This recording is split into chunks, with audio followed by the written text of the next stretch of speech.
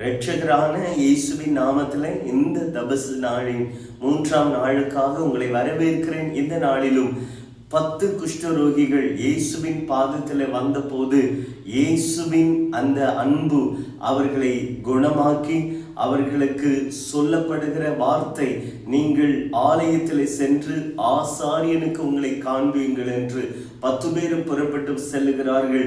சென்ற மாத்திரத்தில் குணமடைந்தவர்களாய் அங்கே ஒருவர் மாத்திரம் ஆண்டவருடைய பாதத்தில் வந்து, எனக்கு ஆசாரியரும் நீர்தான், எனக்கு ஆலயமும் நீர்தான், எனக்கு ஆண்டவரும் நீர்தான் என்ற நோக்கிலே ஆண்டவருடைய பாதத்தை அவர் பணிந்து கொண்டார் என்று வேதம் சொல்லுகிறது.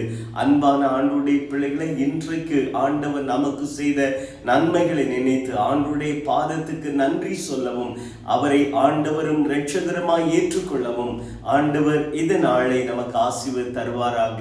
ஆமென்.